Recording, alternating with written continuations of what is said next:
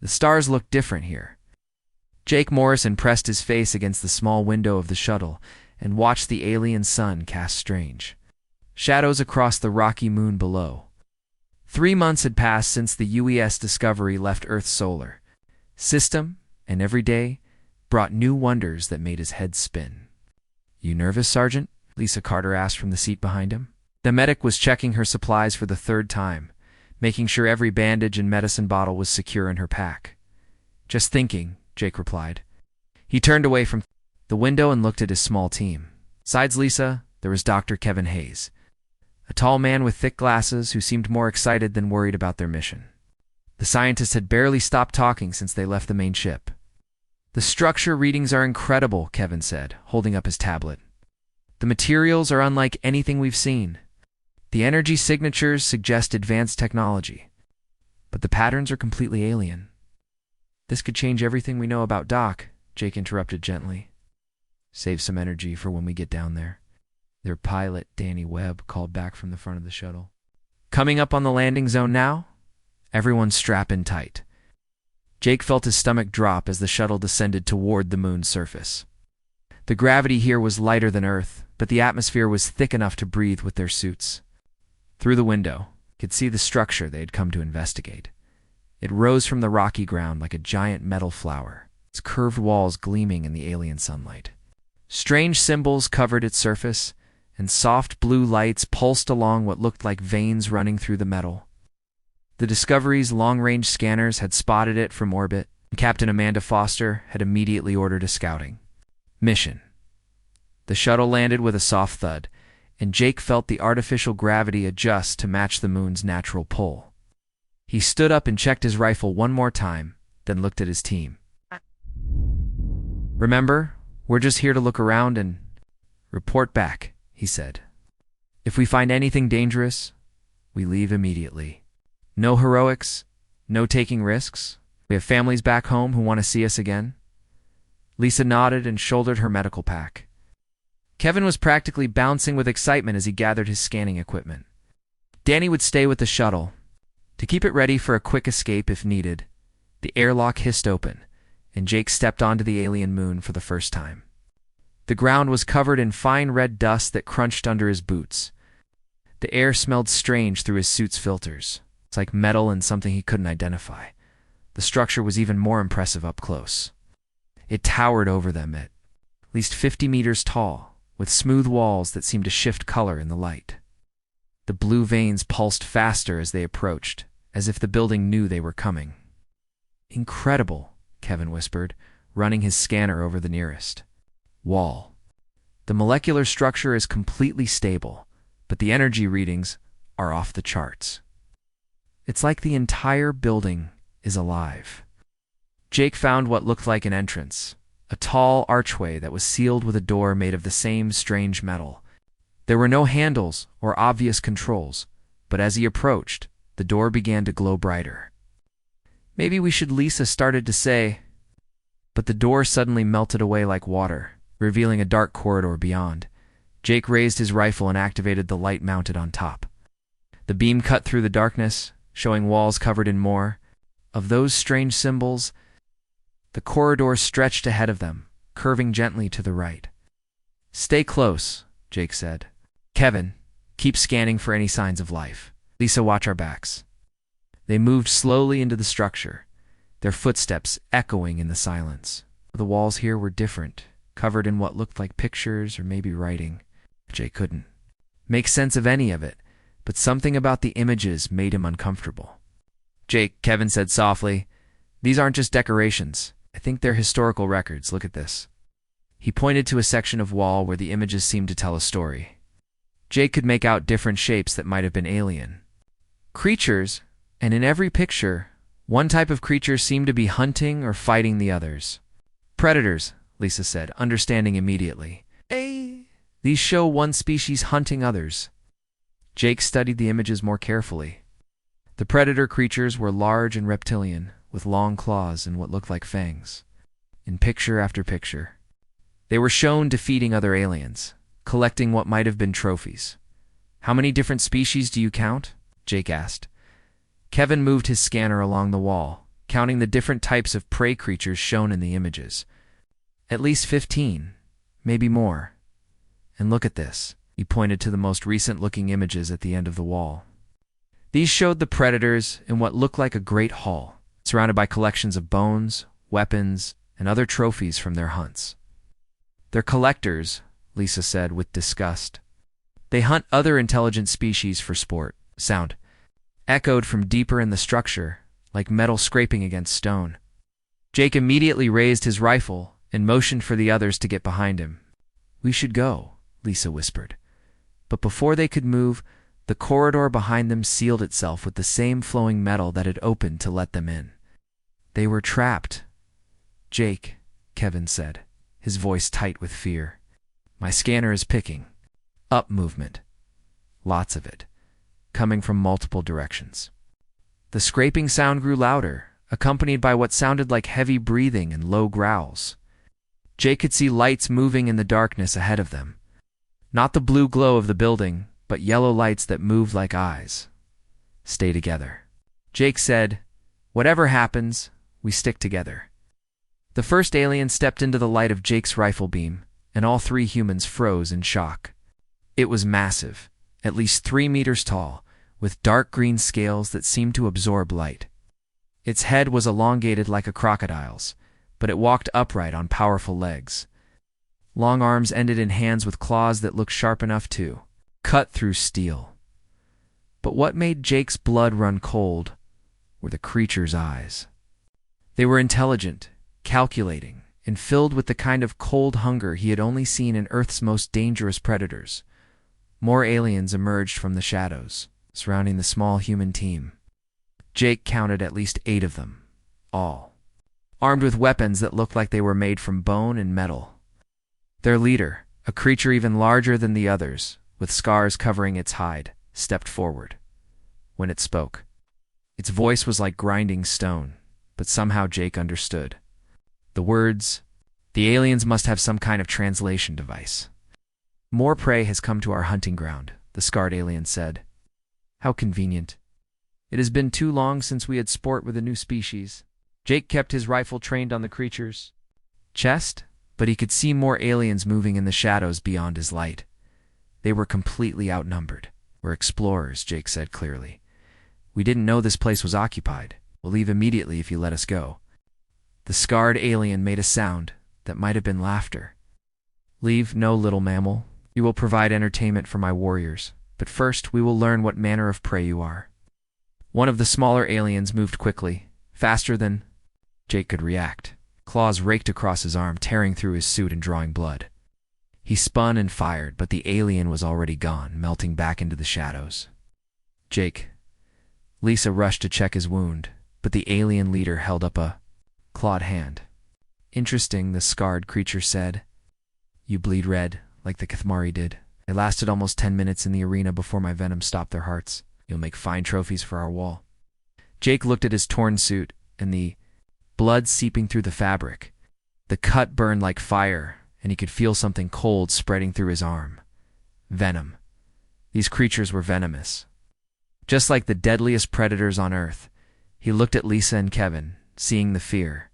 In their eyes, these aliens had hunted and killed 15 different species, maybe more. They collected trophies from their victims and saw other intelligent life as nothing more than prey. But Jake Morrison was a United States Marine. He had not come this far across the galaxy to die in some alien hunting ground. If these creatures wanted a fight, he would give them one they would never forget. The cold feeling in Jake's arm was getting worse. He could feel the alien venom moving through his blood like ice water, but strangely, it wasn't making him weak.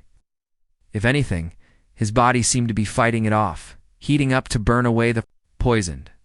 The scarred alien leader studied Jake with yellow eyes that gleamed in the dim light. "You are still standing," it said with what sounded like surprise. "Most prey falls within moments of receiving vector venom. Perhaps you will provide better sport than the last species we hunted." "Sport?" Lisa stepped closer to Jake, her medical training making her check his wound even in this dangerous situation. "You hunt intelligent beings for entertainment." The alien made that grinding laugh again. "Entertainment, Yes. But also tradition. I am Scarhide, greatest hunter of the Vector clan. For 800 years, I have collected trophies from 17 different species across this sector of space. Your bones will make fine additions to my collection. Kevin was quietly scanning the aliens with his equipment, trying to learn anything that might help them survive. His readings showed that the creatures were incredibly strong, with dense muscle tissue and reinforced bone structure. Their claws and fangs were coated with some kind of biological toxin that should have been deadly to most life forms. Kevin whispered. These creatures are built for hunting. Everything about them is designed to kill other intelligent species. The venom, the claws, even their social structure seems based around proving who is the best predator. More Vector emerged from the shadows, at least a dozen now. They carried weapons made from what looked like bones and metal, probably crafted from the remains of their previous victims. Some had obvious scars and missing scales, battle marks that they seemed to wear with pride. Take them to the holding chambers, Scarhide commanded. I will decide which one dies first in the proving. Hunt the Vector moved with practiced efficiency, surrounding the humans and herding them deeper into the structure. Jake noticed that they were careful not to kill their prisoners, treating them more like valuable livestock than immediate threats. The corridor opened into a vast chamber filled with cages. It's made of some kind of energy field. The blue glow that Jake had seen on the outside of the building was everywhere here, forming bars that hummed with power. Inside, some of the cages were bones and scraps of clothing from previous victims. Your species joins a proud tradition, one of the Vector guards said as they pushed the humans toward an empty cage. The Kalani lasted 3 hunts before their champion fell. The Zephyrians managed to wound Scarhide before he claimed their leader's head. How long will humans survive, I wonder? The energy cage closed around them with a sound like breaking glass. Jake immediately went to the bars and tested them, but touching the energy field sent painful shocks through his hands. There was no way to break through without some kind of tool, Lisa was examining Jake's wound more carefully now that they had a moment of relative safety. This is strange, she said quietly. The venom should have killed you by now, or at least made you very sick. Instead, your body temperature is elevated and your immune system is working overtime. It's like your body knows how to fight this poison. Kevin was studying the chamber around them, taking readings with his scanner. Look at this place, he said in amazement. This entire structure is designed for hunting sentient prey. Those other cages have held dozens of different species over the years. The Vector have turned killing intelligent life into an art form. Jake was more concerned with finding a way out. Studied the energy bars, looking for any weakness or pattern that might help them escape. The field seemed to pulse in regular intervals, and he wondered if there might be a way to disrupt it. Tell me more about their hunting methods, Jake said to Kevin. What did you learn from scanning them? They're apex predators in every sense, Kevin replied. Superior strength, speed, and those venomous claws. But more than that, they're intelligent hunters. They study their prey, learn their weaknesses, and then design hunts that play to their own advantages. No wonder they've wiped out 17 species. Footsteps echoed in the chamber as Scarhide approached their cage. The massive alien leader carried what looked like a helmet made from some kind of crystalline material, his yellow eyes fixed on Jake with obvious interest. You human warrior, Scarhide said, you will be first to enter the proving hunt. Your species will be judged by how well you perform against Vector's superiority. What exactly is this proving? Hunt? Jake asked, stepping close to the energy bars despite the pain they caused. A test of survival, Scarhide replied with pride. We release prey into the hunting maze, a structure designed to challenge and eventually kill any who enter. Most species last only minutes before fear overwhelms them, and they make fatal mistakes. Those who show true courage may survive long enough to face me in personal combat. He held up the crystalline helmet. This will allow your companions to watch your hunt. They will see how their species measures against the greatest predators in the galaxy. When you fall, as all prey must fall, they will understand that resistance is useless. Jake looked back at Lisa and Kevin. Both of them were trying to hide their fear, but he could see the worry in their eyes. These aliens had perfected the art of hunting intelligent prey over centuries. Every aspect of their culture was built around proving their dominance over other species. "What happens if I refuse to participate?" Jake asked. Scarred. Face twisted into what might have been a smile. "Then I kill your companions slowly while you watch and then hunt you anyway. The choice is simple. Face the maze with honor, or watch your pack die in shame." Jake had been in dangerous situations before during his military career, but never anything like this. These weren't soldiers fighting for territory or resources. These were predators who hunted for the pure joy of killing, who had turned murder into a cultural institution. But as he looked at Scarhide's confident expression, Jake felt something stirring in his chest that wasn't fear. It was anger. These creatures had wiped out 17 different species, probably millions of individuals, all for their twisted idea of sport. They collected trophies from intelligent beings like they were hunting animals. "Fine," Jake said. "Really take your test. But when I win, you let my people go."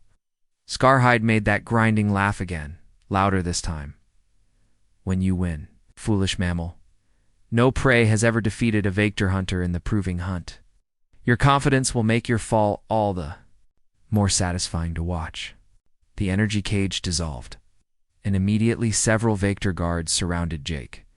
They didn't use weapons, relying instead on their natural strength to control him.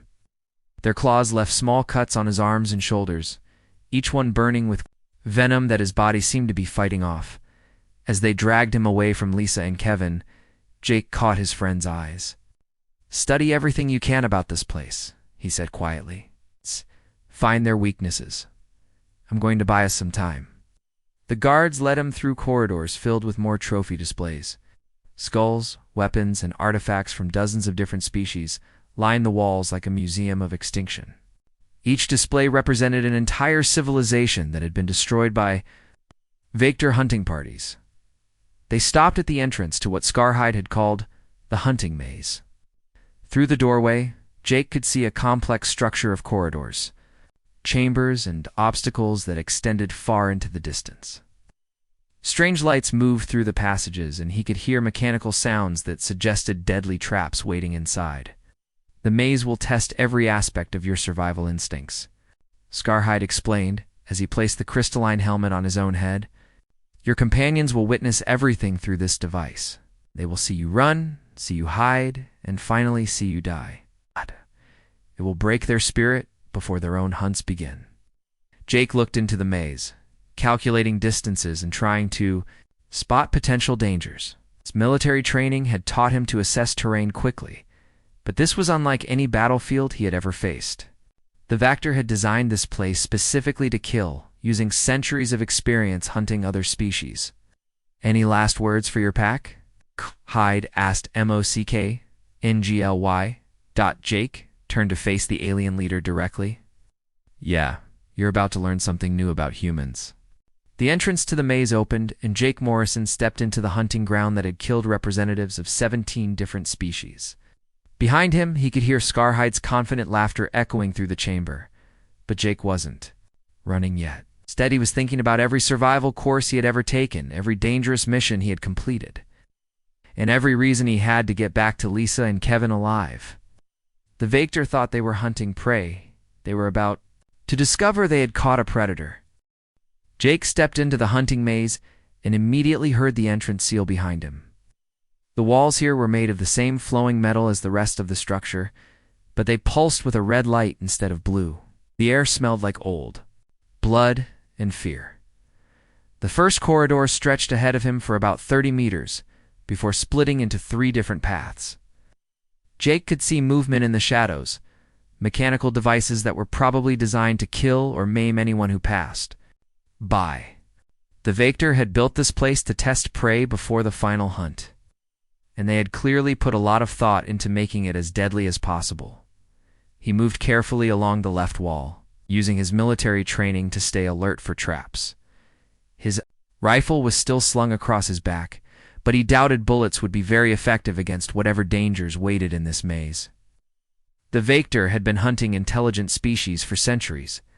They would have prepared for armed prey. A soft, clicking sound made him freeze. Above his head, a panel in the ceiling was opening. revealing a cluster of needle-like projectiles aimed down at the corridor. Jake dove forward just as they fired, the metal spikes embedding themselves in the floor where he had been standing. "Trap," he muttered to himself. "Let's see what else you've got." Back in the holding chamber, Lisa and Kevin were watching through the crystalline device that Scarhide wore. The helmet projected images of Jake's progress into the air above their cage, showing every detail of his movement through the maze. "He's handling this better than I expected," Kevin said quietly, trying not to let the Vector guards hear him. "Been in combat before," Lisa replied. "But this is different. This isn't war. It's just murder for entertainment." Scarhide was clearly enjoying the show. "Your warrior moves well for prey," he said to them. "Perhaps he will last longer than the Kalani champion." That one fell to the acid pits within the first hour. Lisa continued studying Jake's wounds through the projected images. The venom marks on his arms and shoulders should have killed him by now, or at least left him weak and disoriented. Instead, he seemed to be moving normally, maybe even better than normal. His body temperature was still elevated, and she could see that he was sweating heavily despite the cool air in the maze. "Kevin," she whispered, "look at Jake's vital signs. Something's happening to his biology." Kevin adjusted his scanner too. "Focus on the projected image." "His immune system is working overtime," he said in amazement. "It's like his body is not just fighting off the venom, but actually using it somehow. His adrenaline levels are through the roof, but in a controlled way." In the maze, Jake had discovered that the Vector traps were designed for creatures who panicked and ran blindly. The needle trap, the acid pits that Kevin had mentioned, even the crushing walls that tried to squeeze him as he passed through.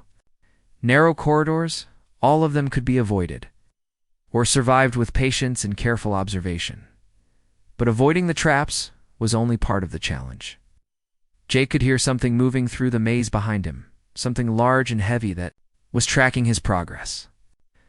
Scarhide wasn't content to let the mechanical dangers do all the work. He was coming to finish the hunt personally. Jake reached a large circular chamber with 5 different exits. In the center of the room was a pile of bones and equipment from previous victims, weapons, armor, and tools from 17 different species lay scattered around like a grotesque museum display. He quickly searched through the pile, looking for anything that might be useful. Most of the weapons were designed for alien hands and wouldn't work for him, but he found a small device that looked like it might be some kind of scanner or communicator. He tucked it into his belt and kept moving. The sound of pursuit was getting closer. Jake could hear claws scraping against metal and the heavy breathing of something that was built for killing. Scarhide was taking his time, probably savoring the hunt like a fine meal. Jake chose the middle exit from the circular chamber and found himself in a narrow corridor lined with more trophy displays. But these weren't just bones and weapons. These were images carved into the walls, showing the final moments of each species the Vector had hunted. The images told a story of terror and desperation. Every species had tried to fight, tried to run, tried to hide. All of them had failed. The Vector had turned genocide into an art form, documenting each extinction like a proud achievement. But as Jake studied the images more closely, he noticed something interesting. Every single species had been killed by the same methods: venom, claws, and overwhelming physical force. The Vector were powerful hunters, but they relied on the same tactics every time. They had never faced prey like humans. The corridor opened into another chamber, this one filled with a maze of hanging chains and spinning blades. Jake could see the exit on the far side, but reaching it would require perfect timing and agility. This was clearly designed to test reflexes and coordination. He was halfway through when Scarhide finally appeared. The massive alien filled the entrance to the chamber, his scarred hide gleaming in the red light. His yellow eyes locked onto Jake with the focused intensity of a born killer. "Okay, impressive little mammal," Scarhide said, his voice echoing off the metal walls. "You've survived. Longer than most, but the maze was merely the appetizer. Now comes the main course." Jake finished navigating the spinning blades and turned to face his hunter. Scarhide was even more intimidating up close, easily 3 meters tall and built like a reptilian tank. His claws were longer than Jake's fingers, and they dripped with venom that hissed when it hit the metal floor. You know, Jake said, rolling his shoulders to loosen up, I was starting to think you Vector were all talk. Took you long enough to catch up. Scarhide's eyes narrowed. This wasn't the behavior he expected from prey. The human should be cowering in fear, begging for mercy, or at least trying to run. Instead, he seemed almost relaxed. You show courage in the face of death, Scarhide said. This is good. Fear makes the meat taste bitter. The alien hunter moved with surprising speed for something so large. His claws swept through the air where Jake had been standing. But the human was already gone, rolling under the attack and coming up behind one of the hanging chains. Scarhide spun and slashed again, his claws cutting through the metal chain. Like it was paper, Jake was already moving, using the spinning blades and hanging obstacles to stay out of reach. Stand still and die with honor. Scarhide roared, frustration beginning to show in his voice. Not really my style, Jake replied, ducking under another swing. The fight continued for several minutes, with Scarhide growing more and more angry as he failed to land a killing blow. The human was faster than he had expected and seemed to be learning his attack patterns with disturbing speed. Finally, Scarhide managed to corner Jake against one of the chamber walls. His massive claws raked across the human's chest and arms, tearing through clothing and flesh. Venom flowed into the wounds, enough poison to kill a dozen members of most species. Scarhide stepped back, confident that the hunt was finally over. He had never seen any creature survive a direct dose of Vector venom. The human would collapse within seconds, convulsing in agony before his heart stopped. But Jake Morrison didn't collapse. Instead, he wiped the blood from his wounds and looked at the shocked alien with a grin that was equal parts pain and defiance. That venom should have killed you in seconds, Scarhide said. Backing away for the first time in his 800 years as a hunter, Jake felt the familiar burning sensation as his immune system fought off the alien toxin. His body was working harder than it ever had before, but it was winning. Generations of human evolution, millions of years of surviving Earth's deadliest creatures, had prepared him for this moment. You know what your problem is? Jake said, advancing on the retreating alien. You've been hunting prey for so long, you forgot what it's like to face a predator. Back in the holding chamber, the watching Vector were staring at the projected images in complete shock. Their champion, their greatest hunter, was backing away from what they had considered helpless prey. Possible, one of them whispered. Nothing survives Scarhide's venom. Lisa and Kevin were watching with growing amazement as Jake's vital signs showed not weakness, but increasing strength. His body was adapting to the alien poison, turning it into fuel for his own survival. We're not like the other species you've hunted, Jake continued, pressing his advantage as Scarhide continued to back away. We've been dealing with venomous predators since we crawled out of the primordial soup. Snakes, spiders, scorpions. Earth is full of creatures that can kill with a bite or sting. Our immune systems learn to fight back. Scarhide tried to rally, slashing with his claws in a desperate attempt to regain control of the fight. But something had changed. Human was no longer running or hiding. He was hunting. Jake caught the alien's wrist as it swept toward him, using Scarhide's own momentum to throw him off balance. The massive creature crashed into one of the spinning blade mechanisms, roaring in pain and fury. 800 years of easy kills, Jake said, circling the wounded alien like a shark scenting blood. No wonder you're so bad at this. Never learned to fight something that fights back. News of Jake's impossible survival spread through the Vector structure like wildfire.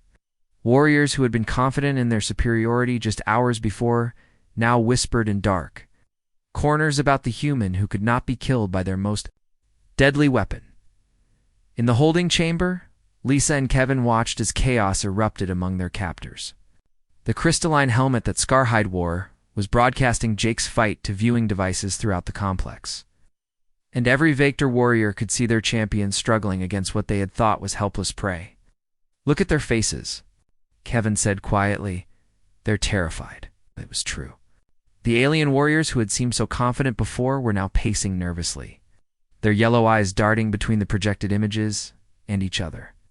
Some were arguing in their harsh language, while others simply stared in shock at the impossible scene playing out in their hunting maze. Lisa was using her scanner to study the aliens' reactions. "Their stress levels are off the charts," she said. "This isn't just surprise. This is existential fear. We've broken something fundamental in their worldview." One of the Vector guards approached their cage, his scarred face twisted with confusion and anger. "How?" he demanded. "How does your warrior resist the killing venom? No species has ever survived direct contact with Vector poison." "Maybe you've just been hunting the wrong species," Lisa replied calmly. Back in the maze, Jake was pressing his attack against Scarhide. The massive alien was still dangerous, but his confidence was shattered. Every swipe of his claws that should have ended the fight only seemed to make the human stronger. Jake had figured out the pattern of Scarhide's attacks. The alien was incredibly strong and fast, but he fought like someone who had never faced real resistance. His techniques were designed to intimidate and overwhelm prey, not to handle an opponent who fought back with skill and determination. 800 years, Jake said, dodging another clumsy swipe. 800 years of picking on species that couldn't fight back. Did you ever wonder what would happen when you met someone who could? Scarhide roared in fury and charged forward, trying to use his size and weight to crush the human. But Jake was ready for this too. He stepped aside at the last moment and used the alien's own momentum to send him crashing into the chamber wall. The metal wall dented from the impact, and Scarhide slumped to the ground, dazed and bleeding from his own wounds. For the first time in his long life as a hunter, he looked vulnerable. Jake stood over the fallen alien, breathing hard but still very much alive. The venom in his system had not only failed to kill him, it seemed to be making him faster and stronger as his body adapted to the foreign toxin. "This is impossible," Scarhide gasped. "The venom should have stopped your heart. It's killed every other species we have encountered." "That's your problem right there," Jake said. "You keep expecting us to be like everyone else. But humans didn't get to the top of Earth's food chain by being easy to kill through the viewing device." Every Vector in the complex could see their greatest champion lying defeated at the feet of what they had considered inferior prey. The psychological impact was devastating. Whispers of doubt and fear spread through their ranks like a plague in the control center of the structure. The Vector leadership was in emergency session. Elder warriors who had lived for over 1,000 years were struggling to understand what they were witnessing. "If word of this spreads beyond our clan," one elder said, "our reputation will be destroyed. The other species we have conquered will rebel. Our enemies will see us as weak. Then we kill them all," another elder replied. "The humans and any witnesses. We burn their ship and claim they never arrived." But even as they made these plans, doubt was creeping into their minds. If one human could resist their venom and defeat their champion, what could a whole ship full of humans do? Ow. Meanwhile, Lisa and Kevin were taking advantage of the chaos among their guards. The Vector warriors were so focused on the impossible fight in the maze that they weren't paying close attention to their prisoners.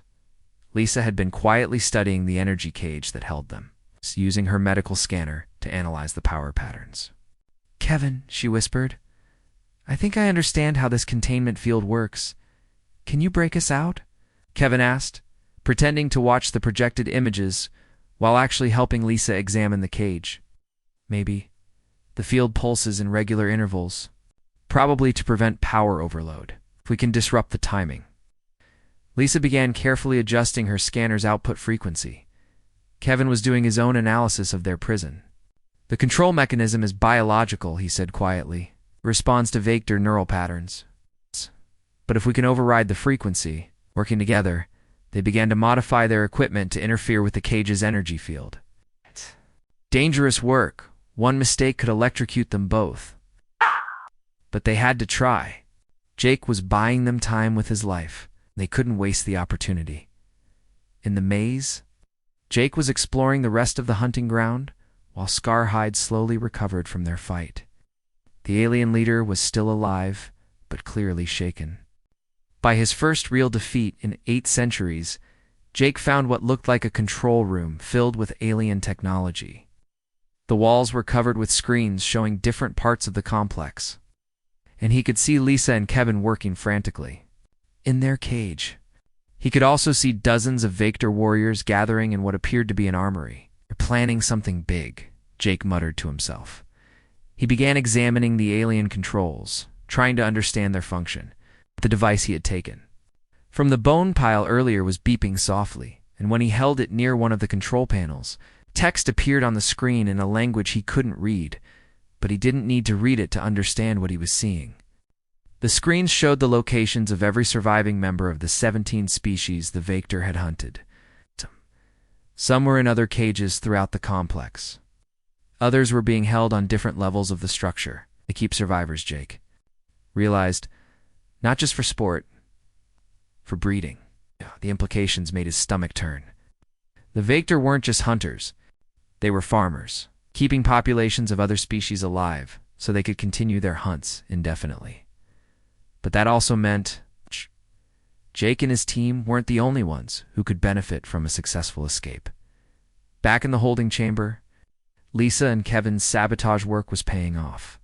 The energy cage flickered and began to weaken as their modified equipment interfered with its power source.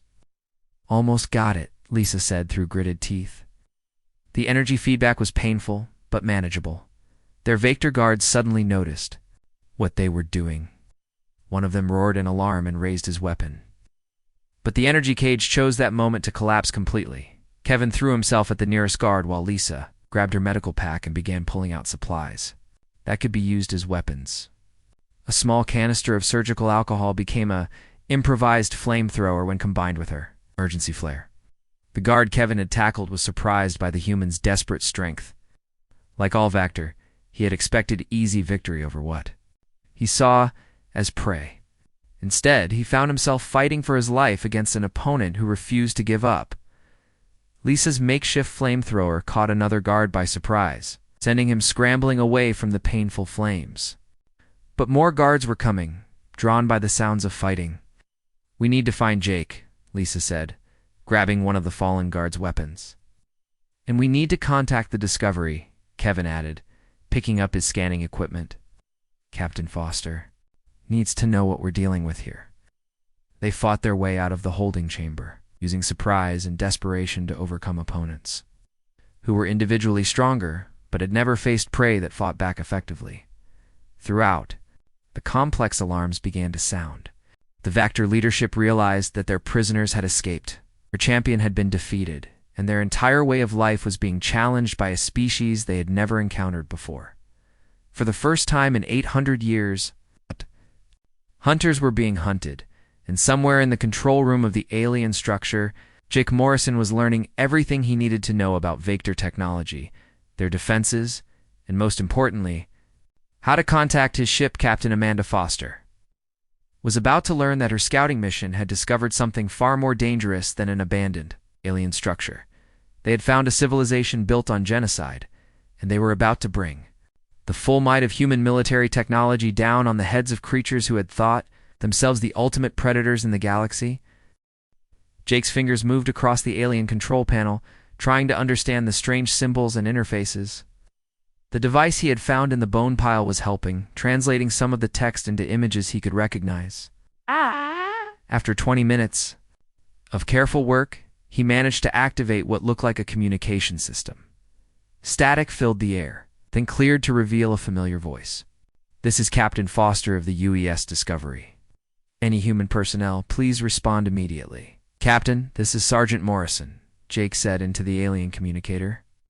"We're alive, but we've got a serious situation here." "Jake, thank God.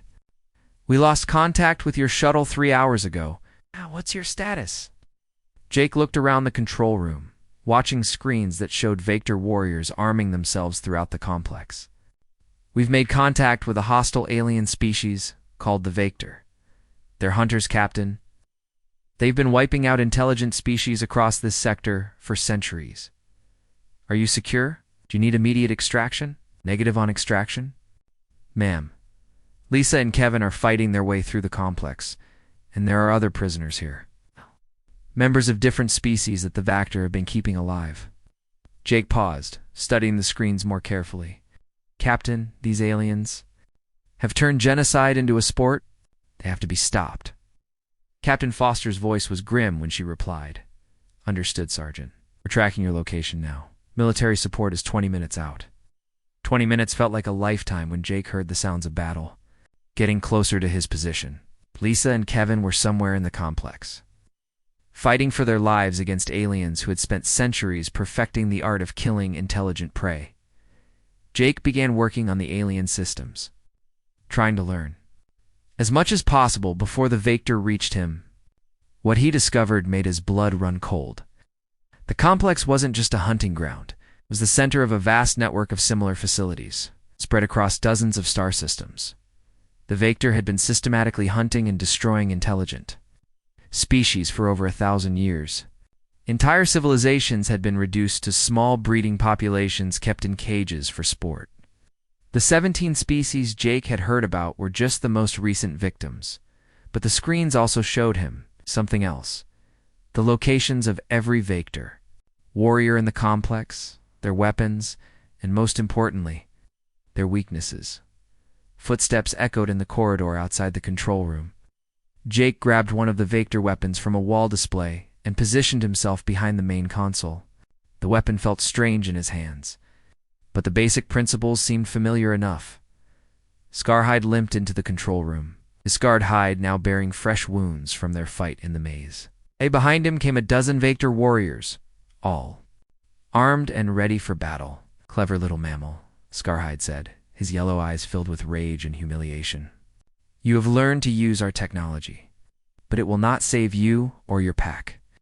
Maybe not, Jake replied, keeping the weapon trained on the alien leader. But it's already too late to stop what's coming. What do you mean? Scarhide demanded. Jake smiled grimly. My people know where you are now. Unlike the other species you've hunted, we don't run from predators. We hunt them down and eliminate them. As if summoned by his words, the sound of human weapons fire echoed through the complex. Captain Foster's Marines had arrived. They were cutting through Vector defenses with deadly efficiency. The aliens had spent centuries fighting prey that was armed with primitive weapons, or no weapons at all. They had never faced modern human military technology, assault rifles, grenades, tactical coordination, soldiers who had been trained to fight and win against any enemy. Impossible, one of the Vector warriors said as the sounds of battle grew louder. No prey species fights with such coordination. It's because we're not prey, Jake said. We're predators, just like you, except we're better at it. Scarhide roared in fury and charged at Jake, but the human was ready. The alien weapon in his hands fired some kind of energy bolt that sent the massive creature sprawling. The other Vector warriors hesitated, unsure how to respond to prey that not only survived their venom but could also use their own weapons against them. That hesitation cost them dearly. Jake had learned enough about their technology to activate the complex's internal defenses against the Vector themselves. Security doors slammed shut, trapping groups of warriors in different sections. Automated systems that had been designed to kill escaping prey now turned on their creators. Through the complex's communication system, Jake could hear Captain Foster coordinating the Marine assault. Bravo team, secure the holding areas. Charlie team, watch for alien survivors trying to escape. Delta team, with me to find our people. The Marines moved through the alien structure like a force of nature. Their training, equipment, and most importantly, their refusal to be intimidated by the Vector's reputation made them devastatingly effective against enemies who had grown soft from centuries of easy victories. Jake found Lisa and Kevin in a section of the complex that housed the alien armory. They had managed to free several prisoners from other species, including a tall, thin alien with blue skin who introduced himself as Kellish of the Kelani. You are the humans who have done this impossible thing, Kellish said, in accented but understandable English. The Vector claimed they had destroyed my people's last warriors. Yet here you stand, victorious over their greatest hunter. We're going to make sure they never hurt anyone again, Lisa said firmly. She was treating wounds on several of the rescued prisoners, using her medical supplies to help species she had never seen before. Kevin was documenting everything with his scanner, recording evidence of the Vector's crimes against intelligent life. This place is a museum of genocide, he said quietly. They've kept records of every species they've destroyed. The information here could help us find other survivors. The sound of human weapons fire was becoming less frequent as the Marines systematically cleared the complex. The Vector warriors, so confident in their superiority just hours before, were falling to an enemy they had never imagined facing. Captain Foster's voice crackled through Jake's captured communicator. "Sergeant Morrison, report your status." "All team members accounted for, Captain. We've rescued multiple prisoners from other species and secured valuable intelligence about Vector operations across the sector." "Excellent work, Sergeant. We're mopping up the last resistance now. What's your assessment of these aliens?" Jake looked at Scarhide, who was slowly recovering from the energy bolt, but remained on the ground. His confidence completely shattered. "They're apex predators who got lazy, Captain. They've been hunting prey for so long, they forgot how to fight real opposition. The final Vector warriors surrendered within the hour. Faced with human military efficiency and the shocking realization that their venom was useless against these strange mammals, their will to fight collapsed completely." In the aftermath, Jake stood in the main hall of the alien complex, looking at the trophy displays that represented 1,000 years of systematic murder. Captain Foster joined him, along with Lisa, Kevin, and the freed prisoners from multiple species. "What do we do with them?" Captain Foster asked, gesturing toward the captured Vector. "We turn them over to the other species in this sector," Jake replied. "Let their former victims decide their fate." Kalash stepped forward, speaking for the group of survivors. "My people and the others will form a council. We will ensure that the Vector can never hunt again. First, we must find the other facilities. Free the remaining prisoners." "We'll help with that," Captain Foster said. "Humanity doesn't tolerate genocide, no matter who commits it." Dr. Kevin Hayes was already working on plans to use the Vector Zone records to locate their other hunting grounds. With their star charts and communication logs, we can find every facility in their network. Some of these species might still have significant populations in captivity. Lisa was developing antidotes based on her analysis of Vector venom, working to help other species develop the same resistance that humans had naturally. "We can share our immunity," she said. "Make sure no one else falls victim to their poison." Jake Morrison stood in the place where he had almost died, where he had faced down creatures who thought themselves the ultimate predators in the galaxy. The scars on his arms and chest were already healing, his body having completely neutralized the alien venom. "You know what the funny thing is?" Jake said to Captain Foster. "They kept calling us prey. But humans didn't get to where we are by being prey. We got there by refusing to give up, by adapting to every threat, and by hunting down anything that tried to make us extinct." Captain Foster nodded, looking at the captured aliens who had once terrorized an entire sector of space. "Looks like the galaxy has new apex predators." 6 months later, the last Vector hunting facility was liberated by a joint human-alien task force. 17 species that had been reduced to near extinction were slowly rebuilding their populations. The Vector themselves were confined to a single world under constant supervision, their weapons destroyed and their ships grounded. Jake Morrison became the first human to be honored by multiple alien species for his role in ending 1,000 years of terror.